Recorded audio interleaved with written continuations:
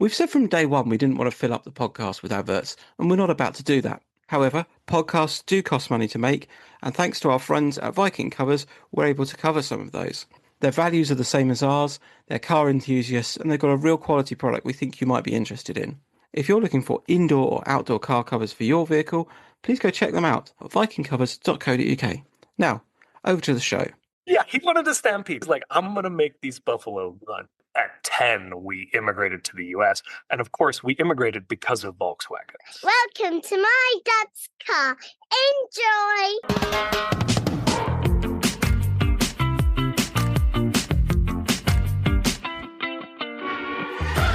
Welcome to My Dad's Car, a podcast discussing our personal relationship with automotive nostalgia.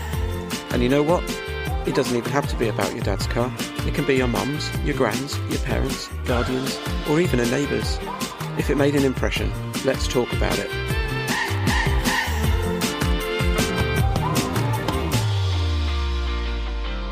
I'm just waiting for John to join us. It won't let him join either, so maybe it's not just me. Oh, good.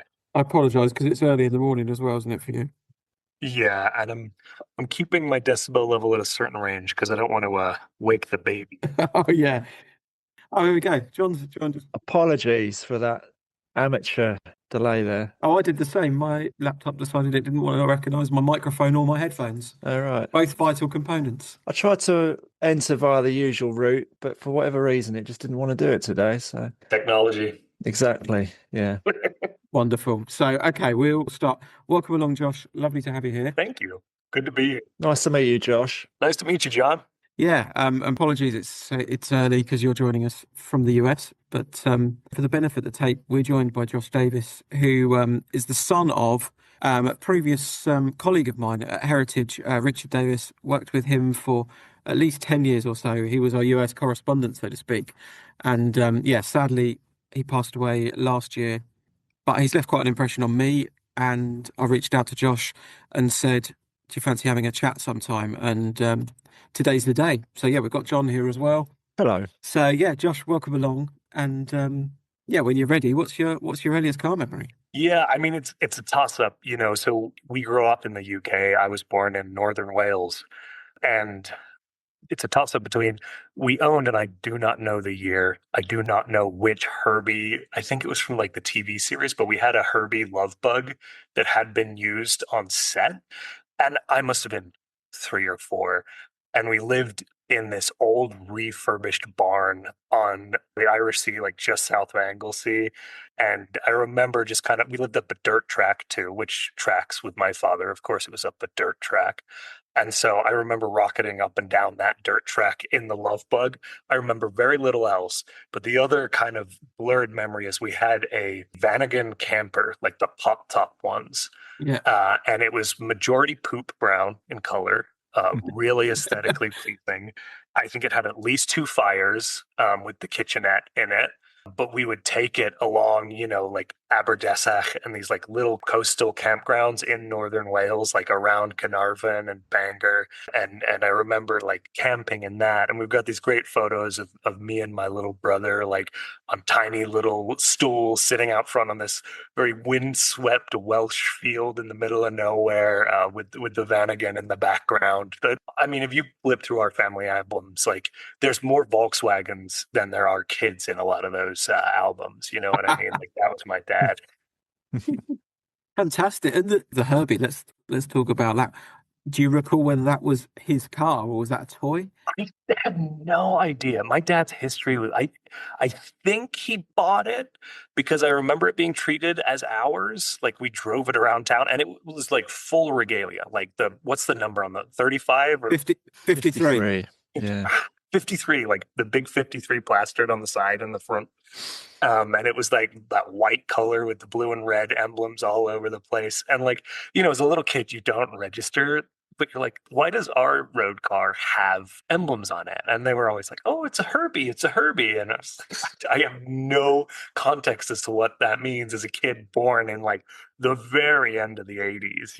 I think the most recent Herbie property was like a bad Lindsay Lohan movie, like in the early 2000s. So like there was no context to this weird car that we just had at the house. And it was always like that. We had Trekkers or things, or, Kubler Wagens and various buses. In high school, my dad imported a Syncro double cab. Oh, cool. That was bright orange that I would drive to high school, right? And that thing was wild. Like it was bright orange. They had black bull rail bars on it, and in German on the back fold down. Oh my god, Oh, the tailgate.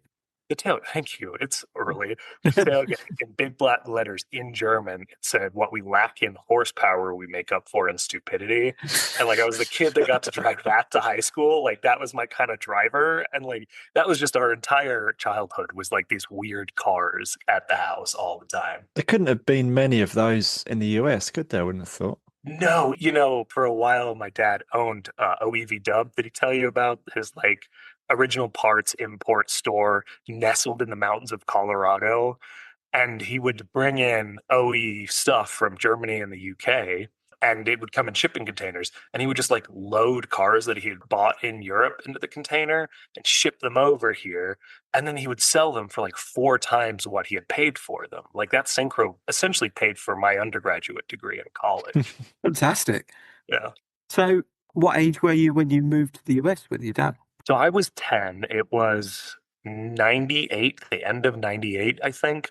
So we were in Northern Wales until I was 6 years old, and that's where my dad's from. Like he grew up in the Welsh countryside in this idyllic farm that's still in the family. They're kind of like Northern Welsh, not royalty, but they're like pretty well-known family down there, the Jones Davis family. And so, my dad grew up there. My mom's Canadian. And then, of course, we moved to Birmingham when I was 6 because he was working for, oh my God, what was the company there? GSF? Maybe. All I remember is that, what's the Birmingham football team? Aston Villa? Aston Villa. Yeah. The owner of the company owned Aston Villa at the time as well. I don't even remember the name of the company. You're little. I was like 7 or 8. Was he an American that owned it? A Brit in Birmingham. So we moved to Birmingham, UK. Right, okay. Yeah. And then at 10, we immigrated to the US. And of course, we immigrated because of Volkswagens. So it wasn't like even our move to the other side of the planet, because of my dad's familiarity with OE, like you could point at a rubber seal on a 67 Volkswagen, like the smallest part, and he could rattle off the part number on it. I mean, Andy, you remember, like that was his knowledge. And there was this company in the US called Rocky Mountain Motor Works who did OE German Volkswagen stuff for air-cooled cars, and they wanted his contacts. So essentially that fueled our immigration over here. They hired him, sponsored the green card, all of that, and that brought us to the US. So I sound super American, but it came easy because my mom's Canadian. But yeah, like we started in the UK, and even our immigration across the planet was Volkswagen fueled. I seem to recall talking to him about moving out there, and he came home after day one and said he'd made a mistake and thought it. I mean, when you're a kid, you like don't think about that, but how middle-sized business Americans are, like these people who are like in it for capitalism. And my dad was never in Volkswagens for the money. I don't think a lot of people who are passionate about Volkswagens are. They're very expensive to keep running, especially in the US. I don't know. But it wasn't like and I'm not disparaging the man. Like he did a lot for our family, and Motorworks was great. But like, I think the company like closed its doors like 4 or 5 years later.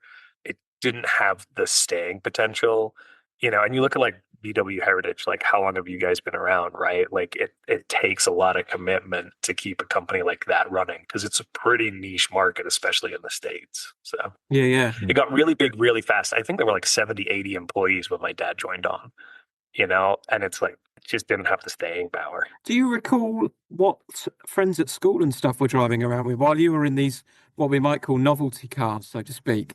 What were your friends driving, and Did that sort of like Nissan Sentras, Toyota Corollas, Ford Focuses, right? And then like a lot of pickup trucks, right? We grew up in the mountains, and I'm guilty. Now I've betrayed the family. I drive a 2021 Ford Ranger. Like, I've gone off the rails. And my brother's a Nissan guy, so he's had like 350Zs. That's his whole shtick. But yeah, like all of my peers, like, yeah, a lot of pickup trucks because we're up. I mean, our hometown is like 8,500 feet in the mountain. you Colorado? Yeah, Colorado. Cold, but very dry. A lot of snow in the winter. Like a lot of pickups, a lot of like Jeep Cherokees and things like that. So like the Syncro, and even Dad used to take us to school, and at the time he had a TDI Golf. I don't remember the year. Obviously, like went over to water cooled, right? Because that was his daily driver. But because it was diesel, like it roared. And it was this tiny little hot hatch that would just come rumbling up the street as loud as any of the pickup trucks in that neighborhood, and he would drop us off to school. I remember that being the case in like middle school and early high school. It was like a dark green TDI Golf. Cool. And would your dad have the radio on? Would he listen to music? What was his? Yeah, there was our mixtapes were a lot of comedy mixtapes, and it was like Billy Connolly, right? So like Billy Connolly stand up, Right. These like obscure Welsh comedians. So like a lot of that. And then there was this one tape or slash CD that got played again and again and again. And it was like show tunes from like the 1980s. And it was like Cats. And this doesn't track with my dad. Like anyone who like knows him is like, really? But it was like Cats and Joseph and the Technicolor Dreamcoat and Evita and like musicals. But then the real music choices were like Cat Stevens, Simon and Garfunkel, right? Like that's kind of the like soundtrack of my childhood, which I'm a little late for. We'd listen to like Jerry Rafferty and the Moody Blues, you know what I mean? They're like, Mm. I think one of his favorite things to do is in that Golf. Do you know the show called South Park? Mm-hmm. Yeah. So it's based in Colorado, and it's a real place. And we actually lived about 30 minutes from South Park, like the edge of South Park. It's a huge geographic region, but it's this high alpine plain, and there's still buffalo up there. And it's all these big, long, straight roads. Like when you think American straight roads that just go forever, it's one of those framed by mountains. And he would put on the 1812 Overture, and he would put all the windows down on the Golf. We'd be going like 100 miles an hour, and he would be blasting the 1812 Overture. And his goal was always to have the cannons in that song go off as we passed the buffalo. As like he thought that was hilarious. Which again, if you know my dad, like it was always some sort of like kind of dickish joke that he was like trying to pull on somebody. What was he hoping to achieve? Like some sort of Lion King-esque stampede? Get some movement.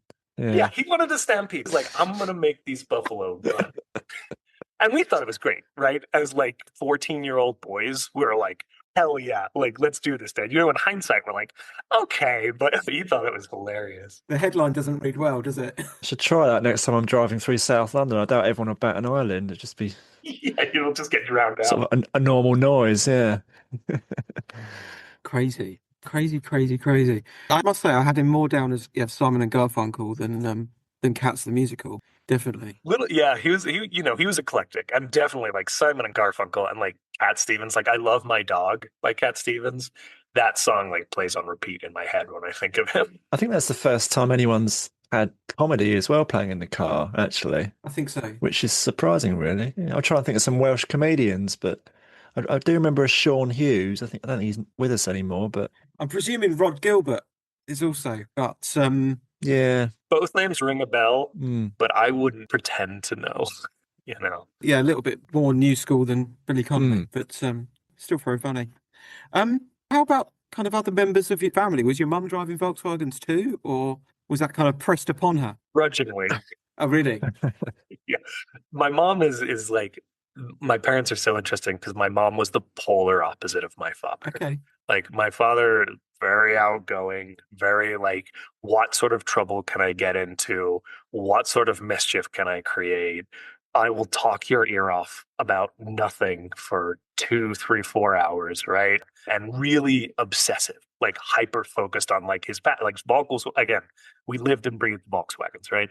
My mom is much more like reserved and kind of refined and very like kind of quiet. She's super intelligent and she's lived the most fascinating life. Like they met in Kathmandu, India. Okay. Like they went on an overland trip and they've traveled the world together. Like they have this long history together. But she was like very different to him. And, you know, like again, I said we had a Jeep Cherokee. So that was a lot of the time my mom's daily driver. The Golf she drove for sure. But you know, his most recent project before his passing, that 65 Beetle that he liked to call the laxative, she would not go near that. And I don't blame her. Like he credits me in an article that you guys wrote of like not grabbing the Otish bar at all the entire time we did this road trip across Utah, which is kind of him. But that thing was uncomfortable, loud, smelly. Like it was fantastic. I would not trade that trip for the world. But you don't want to drive around in a souped up 65 Beetle in the heart of a Colorado winter when it's like 24 degrees Fahrenheit. That's like -7 Celsius. No, thank you. Like, so she was always kind of along for the ride with the bugs, you know, like she loved my dad. And so they were there, but her stuff was a lot more reasonable. My brother really like, in regards to like wrench heads, gear heads. Yeah. I'm yankifying it. My brother definitely carries the baton better than me. Like I'm technically oriented, like I work with computers and stuff like that. My brother is a Black Hawk helicopter mechanic in the United States Army. Oh, wow. Like he worked for a long time. He's gone beyond this now, but we worked for a long time in like aviation mechanics. You know, he's owned a lot of sports cars. Like he loves cars. So, you know, if you want to do a part 2, I'll get you in contact. But yeah, my brother Paul, he really like carries that baton, and he just got a Subaru WRX. So like that hot hatch love, like kind of stuck there. Yeah. Are there any cars, Josh? This might apply to your brother more than you, I'm not sure, but any cars that your father had that you kind of crave to have yourself one day? I mean, I can't, and I doubt I will ever sell my wife on this, but like a safari window bus camper. Like I've got a growing family. I guess it's going to be becoming 3 kids. Like we've got another one on the way. So maybe there's not enough space anymore. But you know, we've like played with the idea of like a camper or a trailer, and I'm Practical. like, what about a bus? You know, I'm like, I would never really fly. It's not super practical, but I love the safari windows. The Syncro stands out. Like the double cab Syncro. I like pickup trucks and I like Vanagons. So what's better than the two of those slapped together? And they're just so weird. But like financially, I think those things go like base $30,000 USD for like the shell of one. You know what I mean? And then like keeping them on the road is a lot of work. So those are kind of like in the Volkswagen sphere of what I would like to have. You know, we had a yellow Trekker or thing, I think they call it stateside. Yeah. And I remember that as well. I drove that for a few months at school. I think it was like on its way over to go to somebody else and was just sitting at the house. The Trekkers are really cool too. Just any of those, you know, maybe one day.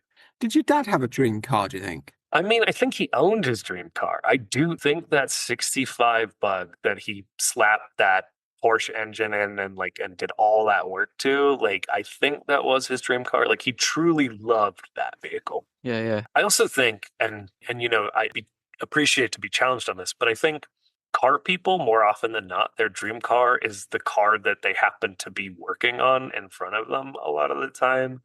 You know, a lot of his like closest friends like would have a dream car and then they would buy it and work through it and get it up and running and do, you know, whether it's like a little tinker project or they're going to do like a full refurb into like this, you know, dump hundreds of thousands of dollars into this beautiful rebuild that becomes like the dream car. My dad was always saying, "Oh, finally got my dream car," and then he would move on to the next dream car.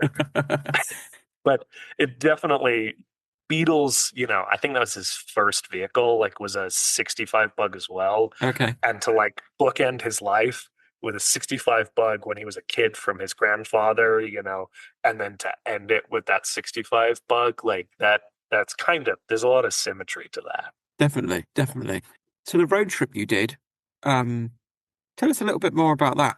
Because we did an article about it, but that was some sort of road rally, wasn't it? And you were in the Beetle. Did he let you behind the wheel? He didn't during the Silverthorne. Not that I think if I had asked, he would have been like, absolutely. Yeah. So it was the Silverthorne rally, right? And it was like a classic car rally, but really it's just a chance for enthusiasts to get on the road and drive kind of collectively. There's a lot of structure of like, there's a lead car and an end car, and they like keep an eye on like where folks are. And like, if you have breakdown, you got backup. You know what I mean? That being said, like, still an adventure when we inevitably broke down in the middle of nowhere. But yeah, like the Silverthorne, and it was everything, Camaros, like all of this like American muscle, Mustangs and things like that, over to like these weird like Camrys and strange little like cars, but they were all classics, save for a few supercars that were along. There was a Ferrari, like top of the line Ferrari supercar of some kind, that was on the road with us. And so we did this trip, and it started in Grand Junction, Colorado, looped into like southwest Utah, like nearly Las Vegas, and then came back over to Colorado. So it's days of trips, and it's light. Like the racing is like, we have to obey speed limits. Like, it's more of a pace car sort of thing. Like you're trying to make it to the finish line and get bragging rights that your 60-year-old vehicle made it. Yeah. And so with the Bug, we took it out, and I remember I felt honored to be asked, but I was definitely like the contingency plan. My dad has this friend of his who's like his best friend, Norm. And Norm, like, again, he's a Volkswagen owner. He's got a Vanagon or a bus that they like road tripped around the States in all the time together, just the two of them. Nice. And even when he was like sick in his like last years, he would do this. But Norm had respectfully declined because 2 days, 10 to 12-hour days in that Bug is like, it's a lot. And I wanted to go along. I wanted the time with my dad. And I was actually, and then this is maybe like oversharing, but I was going through a divorce at the time. Okay. Just ending a marriage, and I was going through a huge transition in my life, and I was like reconnecting with my father. So like the trip had a lot of meaning to me. And I think to him, like the prognosis was getting worse with his cancer, right? So there was a lot of like change happening in our lives. And I had already met a new person who I am now married to and have kids with. And so there was like all of this stuff happening, and we got in that Bug, and we just spent 2 days kind of road tripping and shooting the shit. And to go back to your question of being behind the wheel, I like love maps. So I like kind of gravitated towards navigation. Like I have a map of Wales like just off camera over here to the left. Like I just, that's always been a thing. And like we grew up doing orienteering and things like that. So I was like really excited to be like the map guy and the road trip guy. So I was happy to sit shotgun and ride alongside him. And I'm kind of glad I did, because of course the hydraulic clutch failed like 8 hours into our second day. And I would hate to feel like I had contributed to that. And, we limped another 2 hours, basically just coasting and avoiding stop signs before it finally caught up to us in a T-junction in the middle of nowhere, Utah, somewhere southwest of Capitol Reef, which is like this national park. In the pouring rain, Dad laying under the Bug in an inch of water trying to get it to work. But because of the custom build, it wasn't a physical clutch, it was hydraulic, and it was completely custom. There was no way to fix it. Like somebody brought over a 65 plug cable, but we couldn't install it because we didn't have the old physical clutch to hook up to. So like it kind of became this sort of like, okay, we're dead in the water. So this Mormon tow truck guy came and like hauled us to the end day spot. And then the next day, he like agreed to drive us all the way back to Denver, Colorado, which was a 12-hour haul from where we were with the Bug on the back of his tow truck. And so when he got to Denver, this is how kind of country he was. He was so nervous about the highways and other people and the traffic. Like this guy was like, I've never driven my tow truck in this big city like this. Like it was the quintessential Western American sort of like Fear and Loathing Las Vegas style road trip adventures that we got to participate on. I didn't drive. I drove it at like a few like car shows that we went to together, and it shook and it rattled and it bounced. and it held the road like wildfire, only if it was going quickly. It was an interesting car. The faster you drove it, the better it stayed on the road. But if you were going slowly, those wheels, even though he had gotten the bigger base wheels, they still kind of wanted to take you off the road. Like there was just too much engine for the car itself to hold anything until it got going. Brilliant. What a machine! What a machine! I was happiest at like 105 miles an hour is like when it really wanted to, where it was glad to be. We've spoken about kind of being in the car and sort of having those moments before, because you're both like sort of driver passenger facing forward. You're not sort of got that eye contact, and actually that's quite a nice time for people to have those conversations, I guess, especially poignant for you because time is limited to a certain extent. So I guess, yeah, you are kind of thinking, I want to get something out of this. I sort of spend that time, get a little bit of extra information, and yeah. It really is like it's crazy to think like I have other memories after that with him, but it's like an anchor memory. Like it's a pivotal moment sitting in that car with him. You know, I have this mental image and like I've captured photos of it fortunately, but I have this mental image of we're in Moab, Utah. And there's these soaring, you know, those like quintessential American West images of those huge plateaus, like raising in the blood red stone color, and then the perfect blue sky behind it. And he's sitting at the wheel of the Bug, and I'm in the passenger seat, like next to him, and I like glance over, and there's just like this beautiful landscape behind him as he sits in his car as we like rattle down this road in the middle of nowhere. And you know, it was desolate, like there was no one else out there, and it's just this like anchor moment. And like you said, like you have the opportunity in a trip like that to have a 4-hour conversation, and you have the opportunity to sit there in silence as well, and there's value in that. Like I think people want to fill silence all too often, but sometimes like just being there together in that moment and experiencing that together, like that's something that we forget nowadays because there's so much happening all the time. And to like disconnect with him in that way and just be there together, like it really, it's I'm so glad it happened, you know. I'm really glad that he asked me because it's I think I would have felt, I mean, obviously, like his passing was world shattering, right? Like losing a parent, you don't know what that's like until it happens to you. And I'm preaching to the choir, but it would have been even harder because their life is life. Like we had grown apart, we had come back together, we had grown apart. And I think had I not had that opportunity, like I wouldn't have had the time I wanted with him. But because of it, I feel like I did get it. Yeah, that's really good. That's really good. I think kind of speaking from my experience, I know that, see, while you've got those things maybe you want to ask, you're also respectful of the fact that you don't want to bring up their situation. They're kind of living their life. For you, John, I guess it was a little bit different because it was sort of very sudden and you weren't kind of around. But I guess for myself, there was a bit of a build up for yourself, Josh. You kind of had 10 years of it or something like that. Your father was unwell. 20, believe it or not, 20 years of him being on life and death. Which is, It's incredible. yeah, just absolutely madness. Yeah. So yeah, it's interesting, and yeah, I'm glad you did get to spend that time with him. Well, he always liked to make light of his illness, you know, like that was part of his coping method. So he liked to joke about it. But He wrote a book. He wrote a book about it. Exactly. Yeah.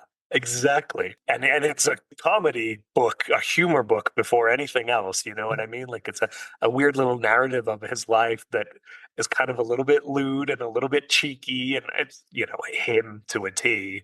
But yeah, like he always liked to joke about it. But for us, like again, and I'd be curious about your guys' perspective, but like for me, like we lived it again for 20 years and there's a fatigue that sets in. What do you talk about after 20 years of a person being? Yeah, I guess you have to just switch that off, don't you, and just take it as it comes. You've got the initial shock, I suppose, around some sort of diagnosis, and potentially at that age, yeah, whether or not you'd have taken it in. How old were you when you found out he was poorly? Teens, maybe? I think I was 14. Yeah, okay. So, yeah, I guess it then just becomes something that Dad's got. It hit, and it was interesting because he had cancer before, went into full remission, and then a different type of cancer came. You know what I mean? So it's like, oh, great. But the first cancer softened. I mean, it was prostate cancer the first time around, which even in the 2000s, like, that had a pretty solid survival rate. But that softened the blow. But it was a wild experience the way they found out the second round that he had cancer, because we were on vacation in Canada and he slipped. He had leg pain that they had diagnosed as sciatica. And he was walking up the stairs and slipped. He didn't fall. He just slipped and jarred his leg. And it turns out there was a cancerous tumor about 2 inches long in his hip. And when he jarred his leg, his hip exploded from the inside out. Oh, wow. Like, I was walking behind him and I remember, like, he just started screaming. So like it hit hard, and your life gets turned upside down. Like, we got moved to Seattle so he could get specialized treatment. He had like stem cell transplants, not the fetal kind, just to make sure that doesn't become like a politicized thing, but like different types of stem cell transplant. So he had some of those and all of that, and we got moved for that. So like you live in it. And when we were in Seattle, like, we were living in a place where kids who had cancer were going to school with us. So then, like, we lost friends we made to the disease, to cancer, like at the age of 16. We would come in and they were gone. Yeah. And so you have this reconciling, and maybe, I don't know, now we're getting like into like all kinds of weird philosophy, but like you learn to live with it and with those things and with those losses in a way that I wouldn't wish it on anybody, but you normalize it. Do you think having lost your dad has made you do stuff that maybe you wouldn't have done before? I think so. The main drive, the main characteristic I got from my dad, and I don't think it was from him passing, but from the way he contributed in raising us, is like a sense of wanderlust and adventure. Like, I'm happiest when I'm someplace I don't know. Okay. Right? Like, we were hikers and mountain climbers and rock climbers, and we traveled the world, Like, when I graduated college, my parents were like, hey, you should do what we did. So I got on a plane and flew to Azerbaijan. Jeez. And I got in an old Russian Lada Niva and road trip from Baku, Azerbaijan, across the Georgian border to Tbilisi, and like stayed in youth hostels and like hung out with these people who I had met through school, but I didn't know very well. Like, I met this gentleman named Mushfig Imamverdiev, right? Like the most Turkish ex-Soviet name you could possibly have. And like, I experienced hind helicopters flying overhead, and like, if you talk to my dad or like read his book, like his whole life, and my mom's as well, are stories like that. My mom, I was floored to like be sitting on the deck with her one day, and sorry, I bring the energy down. Some terrible terror attack had happened. And we were talking about it, and my mom said, yeah, I remember being in a terror attack. And I was like, I'm sorry, what? And I was like 26 years old. It's like, what? I had never heard this story. And this is classic my mom. She said, oh, yeah, I was in Barcelona when the train bombings happened. Like, I was around the corner when they went off. And so, like, for those of you who are unfamiliar with history, there were these horrible train bombings in like the 80s and early 90s in Barcelona. And there were these terror attacks. And my mom had just experienced that because of the wanderlust. Yeah. That was the kind of the thing that connected the two of them, is they were just world travelers. They wanted to experience everything. And in my 20s, I think I lost some of that. And in my 30s, my dad helped rekindle that, like with these road trips and things like that. And I will say that, like, I think his passing just reinforces that. Again, he flew to England and saw all of his family and mucked about like solo by himself, deep in the throes of passing from cancer, like 4 months before he went. And that was just how he was. Like, he wasn't going to let a little terminal illness keep him from stomping around northern Wales in his welly boots in 6 inches of mud, in a field with his sister. like that's how he was. Yeah. Fantastic. I think, I think we could talk for ages about him, and by the sounds of things, your mum is equally as fascinating. That's not what the podcast's about at all. But if she's written a book, send us a link. But yeah, I really appreciate you coming on, and great to hear more about your father. And yeah, he was a great guy. He really was. Really nice guy. And yeah, pleasure to have kind of met him and worked alongside him. So Well, thank you guys for giving me the opportunity to talk about him. And I mean, again, he loved telling stories about himself. So I think he would be super chuffed at the idea that we're out here regaling and sharing a little bit of his insane life experience with folks. And yeah, you should check out his book. I think it's called The Dirty Job. No, that's a different book. I don't remember the name of it. I'll look it up and I'll send you guys the link. it's on the edge of my tongue. I've not read it. He's shown me them, and each chapter starts with a joke, doesn't it? And a little cartoon. Yeah, a little cartoon. Like he had artists. Well, the one that stands out to me is like a nurse stomping on his chest while she tries to pull a catheter line out of his like chest. It's a wild read. It's an interesting thing. And yeah, I think you'll be pleased to know you've got a lot of the mannerisms of your dad. Yeah, take that as a compliment. I appreciate it. I've heard that a lot. I look like him. I act like him. Yeah, I just have a Yankee accent, and that's So yeah, thank you very much, Josh. I really appreciate your time, especially because it's early over there. And yeah, great stories. Thank you very much. Thanks, Josh. appreciate y'all. Do you need anything else from me? No, you can go back to bed. I gotta go to work. I gotta get dressed. Thank you very much, Josh. Have a great day. Thanks a lot. Cheers. A pleasure meeting you both. Bye. Cool. There you go. That was nice, wasn't it? Yeah. Obviously, you're familiar with Josh's dad. I'm not, but yeah, no, he's clearly a really nice, interesting guy. Yeah, he was a real character. And yeah, sort of a bit of backstory. For some reason, I was doing something with work and thought about him, and there was an obituary page for his dad, Richard, and I went on it, and I think that there was a comment from Josh on it saying, "Oh, it had been a year," and I was like, "I'll message him on that day." So yeah, at that point, I think I reached out to him it happened to be the anniversary, right? And he was like, "Yeah, absolutely, I'll come and kind of have a chat about him." And I never chatted to him before, but yeah, like I say, he's got quite a lot of mannerisms of his father, and his dad was just a brilliant storyteller, as you can tell. He'd done some wild things. Yeah, absolutely. trying to create a stampede of buffalo.